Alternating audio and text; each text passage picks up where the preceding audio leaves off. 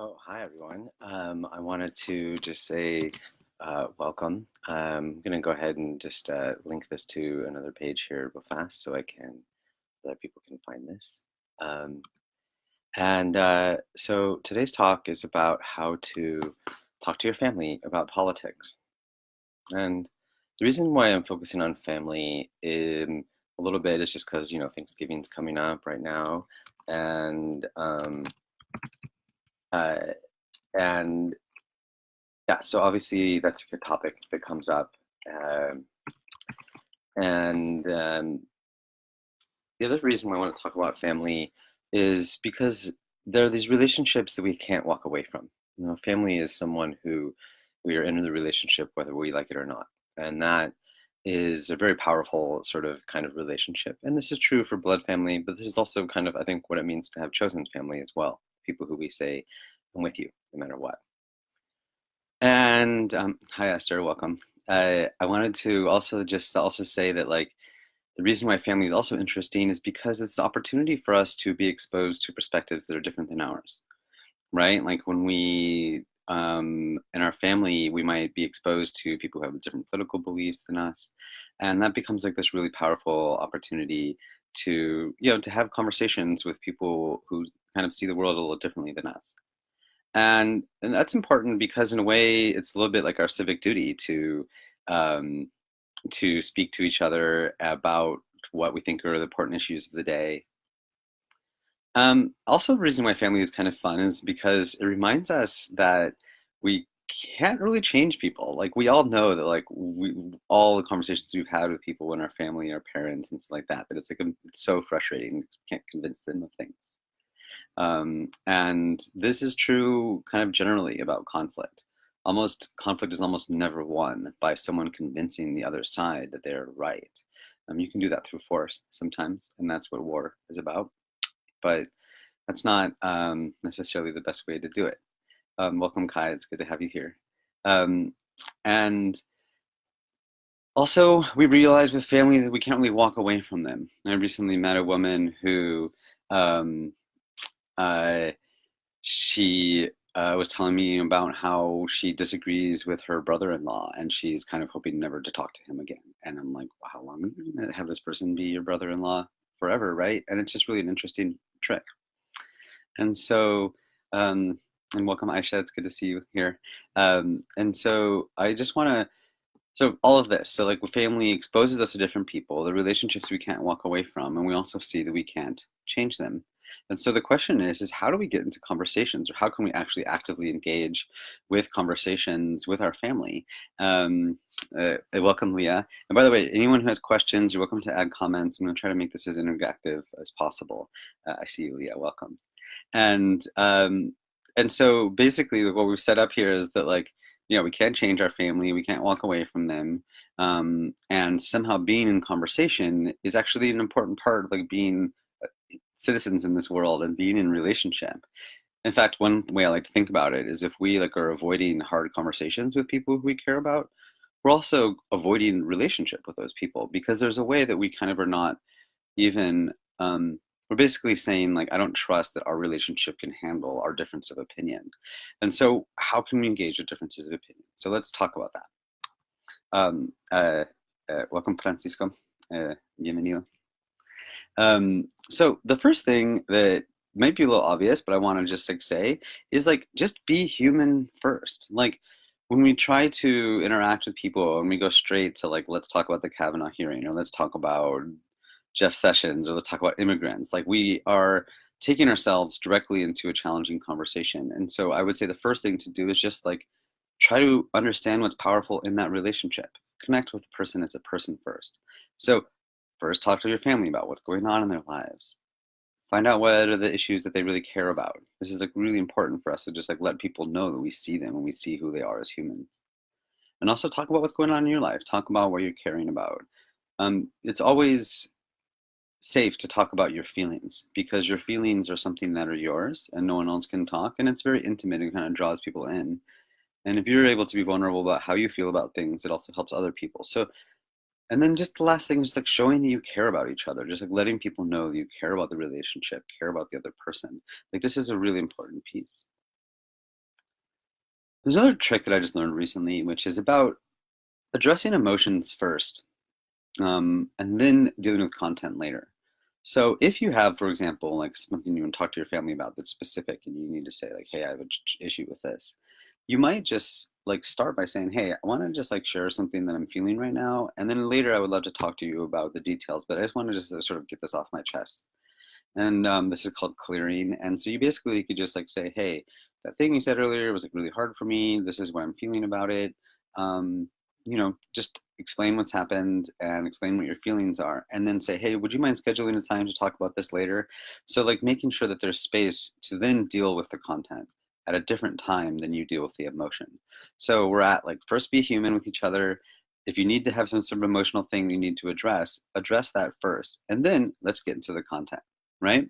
So if you want to talk about some sort of tricky issue, and it's really worth remembering that basically every important issue that we need to talk about right now in this world is complex. There's lots of nuance, there's a lot of details, there's a lot of information that's going on.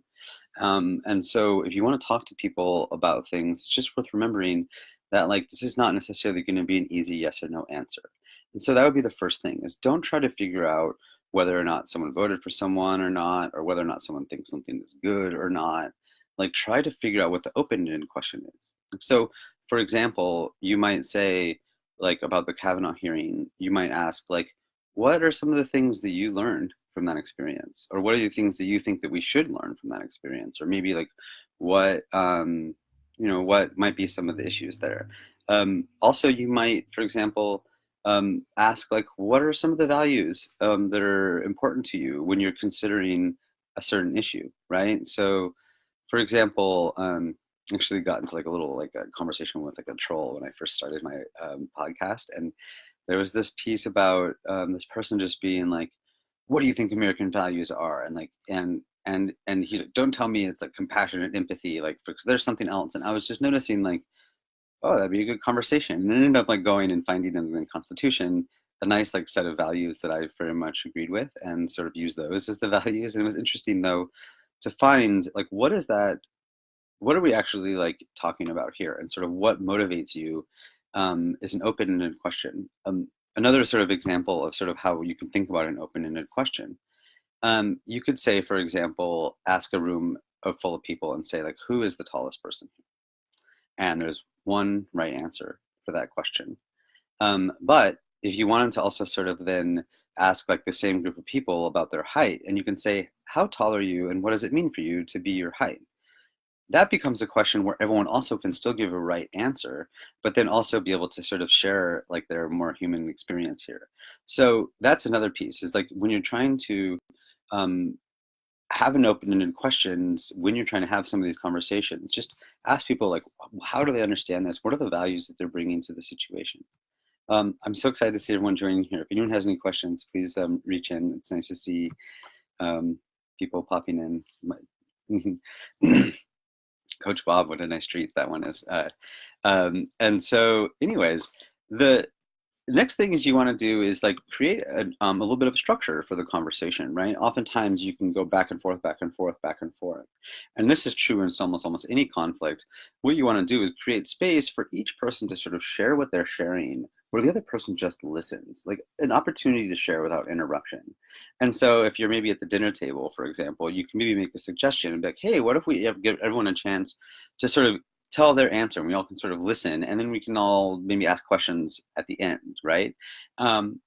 Regulate the time a little bit if you need to, but otherwise giving people a chance to communicate without interruption, and also without trying to respond, can really sort of help us deepen in. So we have a good open-ended questions, we're giving everyone a chance to speak. The other piece is, and I'm really kind of obsessed with this topic right now, is just how do we think about polarities and managing polarities. Most of the conversations we're going to run into are going to be around this polarized topic of politics.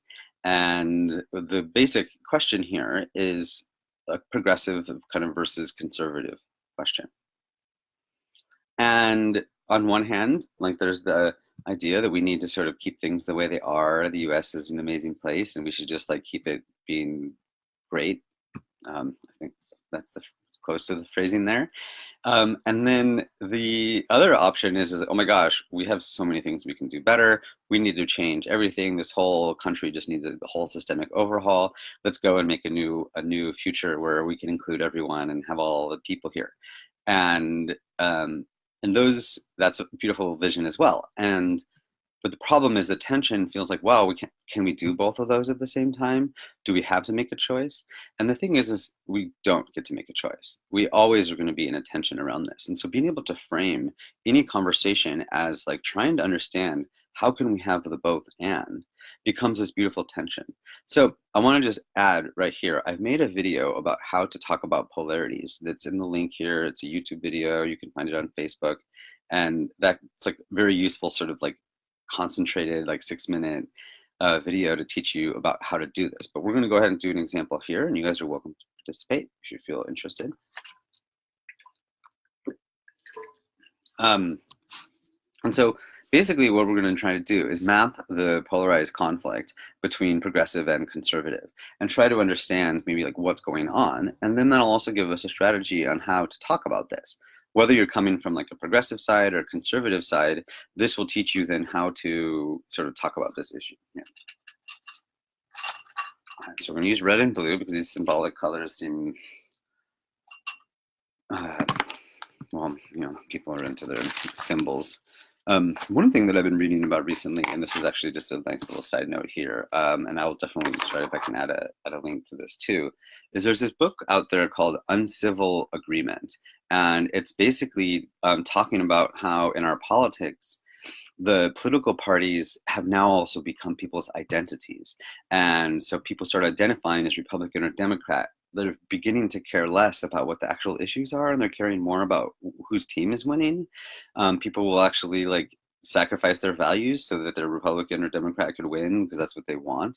And so that's happening more and more. And so this red and blue thing is actually very interesting because you can think about it as like just two teams. And in fact, there's like all sorts of little research where you could just like get people to say like, hey, here's a blue square and here's a green square, and the blue square and the green square are in a competition with each other, and people will like get emotionally activated to support geometric shapes against each other. And so like this is like really intense, right? So anyways, red and blue, the ultimate political battle. Let's see where we can do it. All right. So conservative, that's the red one.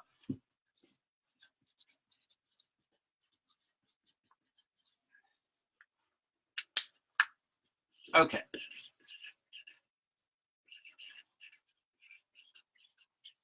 Okay, so we're in this like ultimate battle, conservative versus progressive. We have to figure out how we're going to sort this out. You guys are totally welcome to join in here. This would be a great place to do things.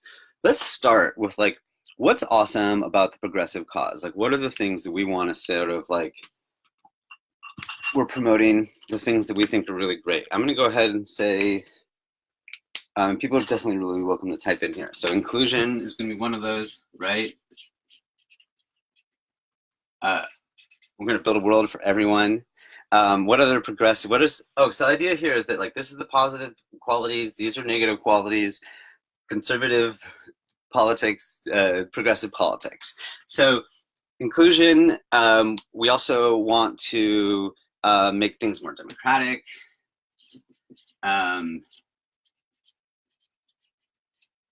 Like we're going to try to really get like more, let's see, progress, sharing and caring.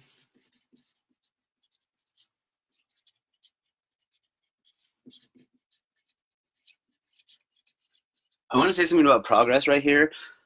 You know, progress feels a little arbitrary sometimes, but what's really interesting is you can always figure out whether something is better or worse by just coming up with a criteria. So you can say, progress means that things are more inclusive, and then you can find a way whether or not it's more inclusive, or like progress means that it's better for the environment, and then you can just measure whether it's better for the environment. So progress, you can always just come with the criteria for that one. Let's see. Also, like just like multiculturalism. I mean, there's some sort of like beautiful embracing of like diversity here, right?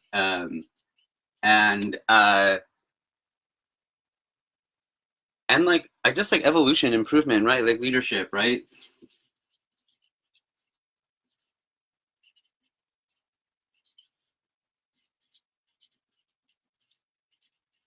Conscious leadership or conscious evolution is like a very interesting thing. Like once we realize that like things are changing and we get to be part of it. So okay, new problems. Good one. Thanks, Kai. Yeah.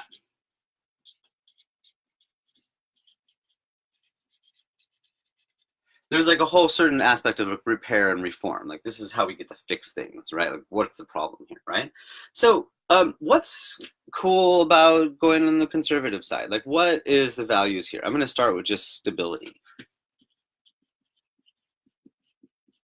Um, I'm also going to say like clarity of roles, right? People actually clear, like people think that they know what's going on, what they're supposed to be doing, right? Um, uh, there's something about like some, like there's probably some cool traditions here, right? Um, I think there's also something about like oh hey Jill, nice to see you here. Perfect timing. What are some of the awesome things about conservative values that we enjoy? I would also add that this is like hard earned. I just really want to say like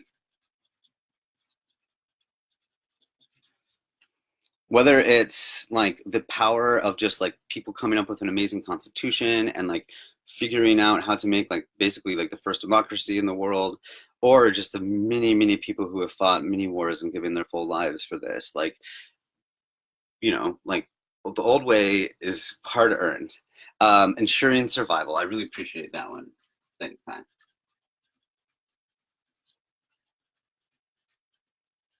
um, for those who are joining or popping in here, we're doing is a map of positive qualities of conservative and progressive politics.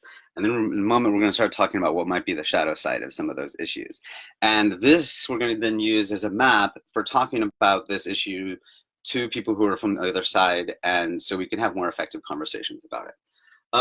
Anything else? Any other positive conservative things? People can add those later if we want. Um, okay, so I want to talk about sort of like what are the dangers of not changing. Um, uh, okay, I see that. Prioritizing survival, right? It's just like, yeah, it's like the focus is like on like taking care of like self care a certain way, right? Like self preservation. Maybe you can put this here. Um, so what are the shadow sides here? Like what happens? What's the danger here? I would say one danger that happens here is just stagnation, right? Like um, uh, there's a danger also as we sort of like go backwards, we can like sort of get stuck in like bad patterns, right? Like bad habits. Um, uh, um, like not being creative, like not being able to be agile, sort of um, like just like, hey, this is the way we always done things. We can't do things a new way. We can't really catch up. We got to, keep on. Let's try to make the world not change, or something like that. And then I'm also just going to add here that there's some serious dangers of like extremism here, right? Like this need for self-preservation can lead to some pretty serious like desire to sort of take control and like go backwards, right? I mean, this is what nationalism and sort of like preservation of white supremacy might look like, right? As people are trying to say, hey, let's not change. We've always had white guys in charge. We don't want to change that. So I'm just gonna put nationalism here, even though that's not totally like the best term here. Solving all not resilient to change. Okay, no change. Okay, so what's the problem of going into this progressive issue here? And this is actually, I think, a really worthwhile thing to be honest about. I would say that one that I've really been thinking about is just that this is high risk, right? We're going into the unknown, right?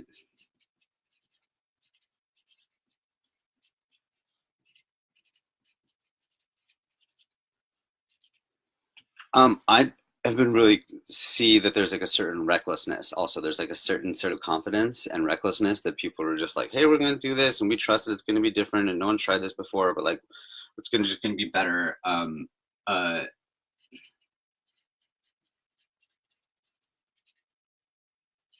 and then I also just say that this like flavor of leaving behind is like really significant. Sometimes I like to imagine people, the progressive sort of left, being like the leaders of like a captain of like a soccer team, and they're like, hey players, like, hey teammates, I know the best strategy to like win this game, and it's the best, and I promise you it's going to be so cool, and it's going to require some of us who like know how to do it that are going to be really great, but if you guys don't do it, then you're a bunch of idiots and you shouldn't even be playing on this team. And like there's a certain way that like to be a leader you have to also be able to sort of bring in the group, right? And so I just want to just call that one in. So there's something about like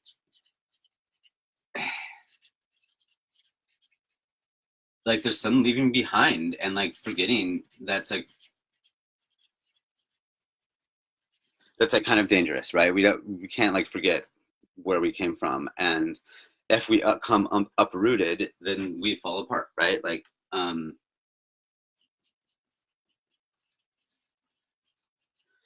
if we totally abandon the structure that we got us here, then we're toast, right? Okay, so thanks for taking the time. I took a little more time than I expected here, but let's talk about this.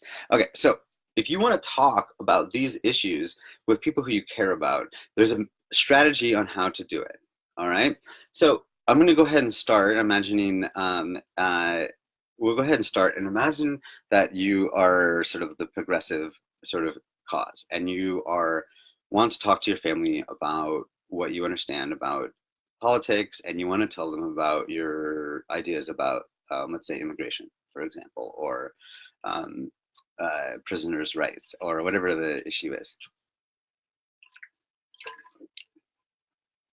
By the way, if people want some delicious issues and topics to talk about, I'm putting out a lot of really cool episodes for my podcast, and the last couple episodes are all about like race in America, and Indigenous people, and Europeans, and the and just like how we bring it all together. So if you guys want some good content for conversations, you should check out Fractal Friends. That's my podcast, and so fractalfriends.us. Anyways, let's imagine you want to talk about your progressive values with your family. So you don't start by talking about how cool your idea is, right? We'll get there. You start here. You start by saying what you recognize is awesome about the way that things are going right now. Just be like, hey, I just want to say that I'm super proud of this country. I'm proud of the United States. I'm proud of like what's going on here. It's amazing how much like things we've done in the world. And I also just want to just acknowledge like the amount of deep sacrifice that it took for us to get here, the genius that it took for people to write a constitution that could do this. And also just want to say, like, I don't want to risk the foundations that are going to keep us alive and keep us going. Like, we don't want to tinker with that. We're not going to do the underlying structures here. I just want to just say I really recognize that. Also, then you can sort of say, like, I know what the problem is with what I'm trying to say. Like, you have to be honest with yourself and the other person. Like, hey, look, this is going to be fine. So then you say, hey, I also want to know that, like, all this like crazy stuff that all these millennials and all of us are proposing, and we're going to like change the whole world. Like, that's some risky stuff. Like, I recognize that we haven't done this before. And I also know that there's like a lot of people that are like rejecting our history, and I wanted you to know that like that's a risk, and that I don't want that to be okay, and I want to make sure that we don't do that. I want to make sure that we don't go forward so quickly and blindly into the future that we risk injuring what we've done with our country, um, and I know it's unknown, and it's a little unclear, and it's a little scary, so I just really want you to know that I get it, right? So the next thing you're going to say is talk about what you're worried about. Say, hey, I also just want you to know that like my concern right now is that if we don't change, like if the United States doesn't start like upgrading right now, we're going to get stuck in some bad habits. Right now, our politics basically don't even work right now. The world is going to leave us behind because we're not creative. We don't have We're not really able to change or adapt in this world, and the world's basically just going to leave us behind. Also, I'm super concerned about the way that there's some of the people who are trying to keep things the old way, like are kind of leading towards extremism and exclusivity and so forth. And I think that's really risky. So here's what I want to do. I want to just like propose that there might be some other ways we can do things. I want to see if we can look into ways that we can like maybe make this place like a little more inclusive, and we can solve problems together as a group, that we can learn how to basically like be leaders in this world. You know, how can we like be conscious leaders again as a country, to be like showing like what values we want to bring the world into the future with. We still have a lot of power and influence. Like, how can we use that in a positive way? And also, how can we do that while also embracing diversity? You know, and like, what are the things that we want to do?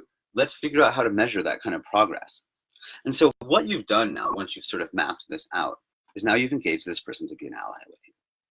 Now you're sort of acknowledging that, hey, we're family, right? And what you will want to do is then sort of emphasize the fact that the antidote to each shadow is the other perspective. And so there's like this perfect balance that can happen here as these sort of things can flow together. You don't want to sort of come to the compromise where you just sort of have like a little bit of this and a little bit of this, because then you just get to this like kind of like dinky middle reality, and oftentimes will lead to the frustration and polarization that actually we can see in our world right now. Since like World War II, basically, the United States has basically managed its politics by just going to the center and just compromising and just finding what's, you know, good enough. And people are fed up with that, totally fed up with that. And I say like since like the 90s, that's no longer an option. But the option is also not to have this side win or this side lose. That's never going to happen. That's just literally never going to happen. So now what we have to figure out how to do is to get the best of this and the best of this going, and we get to use, as we emphasize these positive qualities, that's going to help us minimize these lower qualities. And so it ends up becoming this flowing system that we want to be part of, right? And so for example, let's just say that we're in the system. Actually, one of the things you might do is like map like where we are in the system, and I think I actually have a pretty good idea of this. So my suggestion is that we might be a little bit in this corner right here. We have sort of like a lot of sort of dysfunction happening as people are trying to sort of hold on to sort of the old ways of being, right? And so what the proposal would be to say, let's see if we can we can move in this direction by taking on some of these characteristics right here, right? But then what we have to be careful about is that as we take on these characteristics, if we start getting to some sort of extreme situation where like our trying new things sort of becomes destabilizing, then we have to recognize that and be honest about it, and recognize that we need to move back up here to pick up some of these characteristics, and remembering some of the traditions and the grounds and the things that we get to stand on, like really building our structure.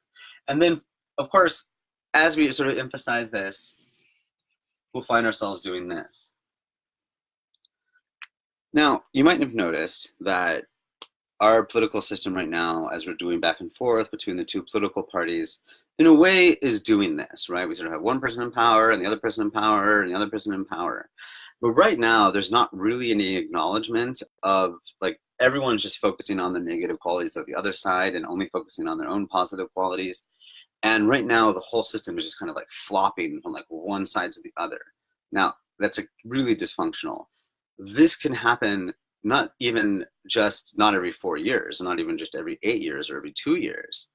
This can be something you're doing moment by moment.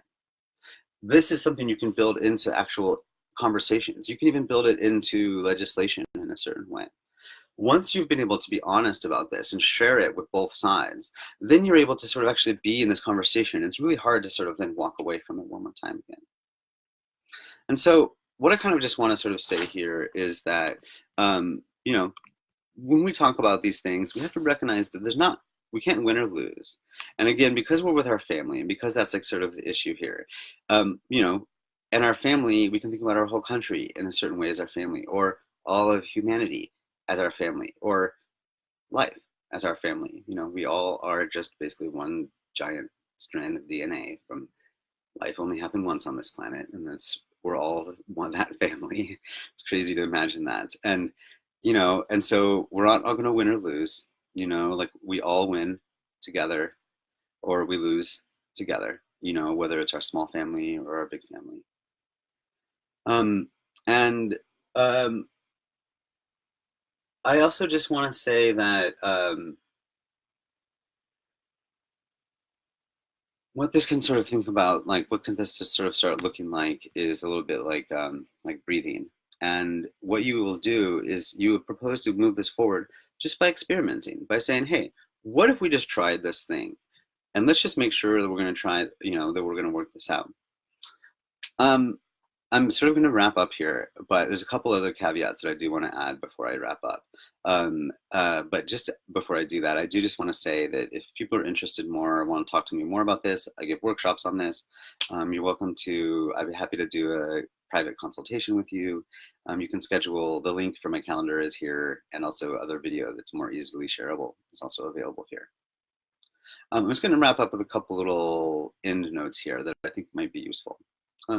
First of all, if you're more conservative and you want to talk about this issues from that perspective, the same thing works. You can totally say, hey, I really appreciate all the wonderful progressive values that you have. I know that if we don't change, like things are going to get really scary. I'm worried that if we change too quickly, we'll lose track of where we are. So I just want to remind you that, you know, let's not forget about some of the traditions and things that got us here, you know. So that can be a way to talk about this. Another thing I want to talk about is just related to that emotional question. Um, Sometimes issues come up that are super hard to talk about. If you are triggered, and what I mean by triggered is in the sense that your basically ability to sort of like, um, you know, have like rational thought has like come undone because a old trauma or something has come up, that can make you to sort of want to shut down, or other people want to shut down, or it can make them get really angry. Um, that's actually an impossible time to actually have a rational conversation. It's not even physically possible. The neocortex that helps us think is gone, and other parts of our brain is taken over. And so, if that happens, just take a break, schedule the conversation for later. That's like really important. The other thing that's like super important is just listening. Listening is the sort of like the core to all of this. If you are having a hard time talking to someone in your family or someone you care about, the first strategy you should try is just deeply, deeply listening to that person. And by listening, I mean acknowledging that you can see what they're going through, being curious about what's going on, like asking them questions, and like reflecting back what you hear them. Like if you can just let someone know, hey, I really understand what you are saying, even if you totally disagree with them. If you can just get them to know that you have totally heard them, this is often the quickest way for someone to want to listen to you. But also just by making space to sort of tell someone that you can hold them, even if you disagree with them, and you can still love them. Like that space is what sort of helps people change, and that's what opens their hearts and helps them grow. Um, and another piece that's just really useful, and this will come up a lot, I probably should have said this earlier. When you're talking to your family and you're having a political debate, and it seems like you guys are like the other person's just insane because they're just not understanding it at all, it might be because you have different information. And so a quick way to fix this is to say, hey, would you be willing to like swap like an article with me, or a TV show or a video or something like that? And like with all open-heartedness and curiousness, like maybe one of you could, you can sit down and watch like some Democracy Now headlines, and then watch like some Fox News together, and see what people are listening to, and respond to that information, respond to the information that you now have shared. Sometimes maybe you can read an article or something like that. And so figuring out how to get shared information is also really helpful sometimes, because that's an easy way to get lost, because you're just like having totally different conversations. Cool. Well, again, thank you for listening. I hope this helps you all out in your holiday seasons. Again, check out the little video that I had here. Sign up for an appointment if you'd like to talk about how to do this. Also, stay tuned for my newsletter you can find in my website, which is duncanautry.com. And then also my podcast, fractalfriends.us. We're talking about these topics all the time. There's some wonderful political topics. There's some wonderful or political um, episodes recently. There's some wonderful ones about race and indigenous peoples and Thanksgiving and just like all of it. So you all tune in to Fractal Friends, fractalfriends.us. Thank you for listening. Thank you, Leah. Thank you, Kai, for like hanging out all the way through. I really appreciate it. Have a good one, y'all.